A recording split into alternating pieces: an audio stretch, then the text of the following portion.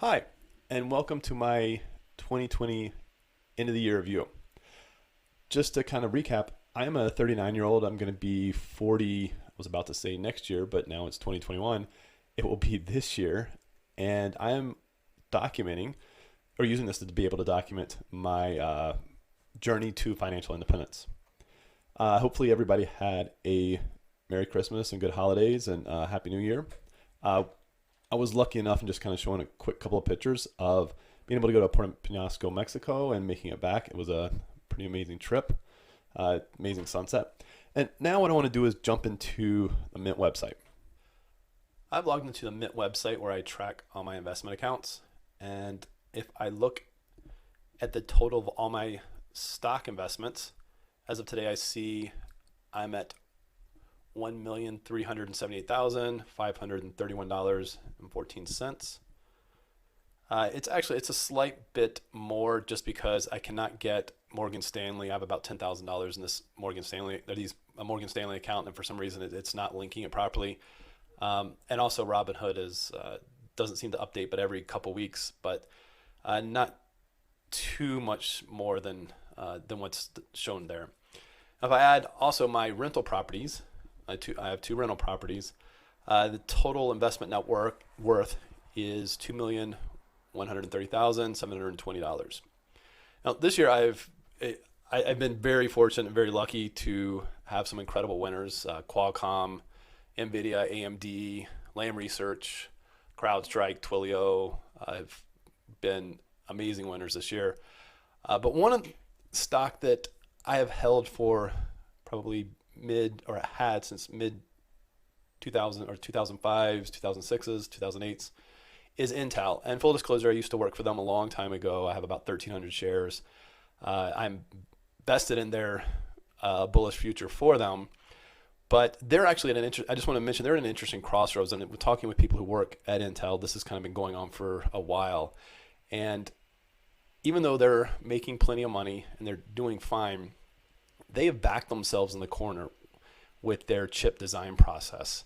So what they've gone with, typically most people in the industry have gone with an ARM-based chip design that has been very easy to manufacture and very easy to shrink, or to go from, say, a 10 nanometer to a 7 nanometer to a 5 nanometer. Well, Intel has bucked their trend and and their own processor is almost at its limits to where they can produce it at a smaller process. So that's most of their problems when they're trying to go from a 10 nanometer to a 7 nanometer process and having issues, because they're almost at the limits of their chip design architecture. So I'm not sure if they'll be able to solve that. I think that they most likely will have to go to an ARM-based architecture, but that completely changes their fundamental beliefs. So I'm not sure if they will decide to do that in time. But I think the alternatives is that your competition surpasses you and you have a chip that is very difficult to produce. So just wanted to add in a couple of thoughts on that.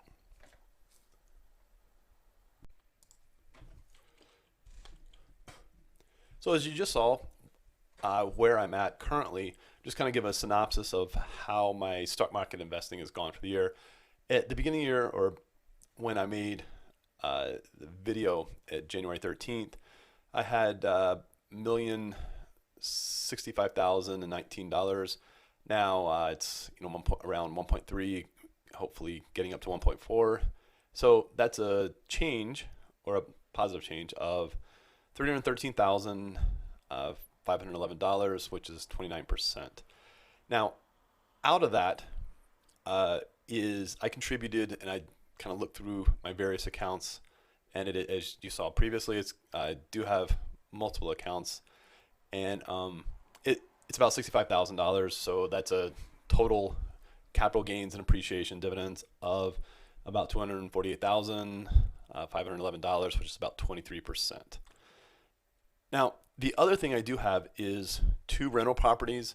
Now, I know that the change in value of the houses or these rental properties, I probably shouldn't necessarily count in, because I know when you sell them, there's a lot of fees and everything else associated with it. And but anyway, I am going to put this in just to kind of give myself a basis of what they are worth.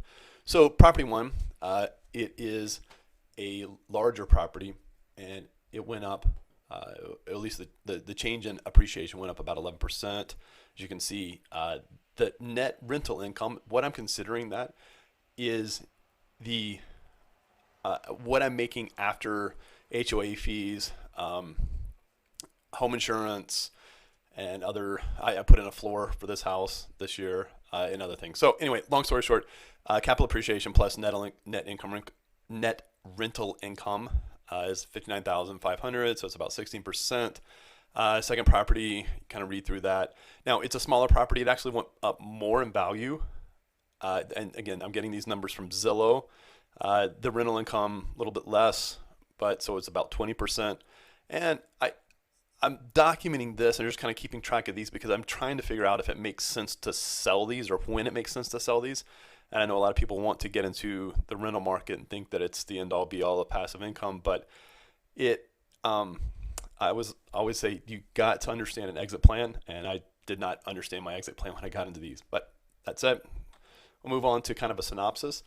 So for 2020, I'm putting in that minus my contributions, my stock market or investment portfolio, or my stock investment portfolio, was up about 23%, 248,000. And you can see property one was about 59,000, property two was 61,000. So I'm summing that up, and that's getting to 369,000, about 370,000. So this year, 2020, it looks like my complete investment portfolio, being the stock market and both properties, were a positive almost 370,000. That is all I have right now, and I appreciate you watching. Thank you.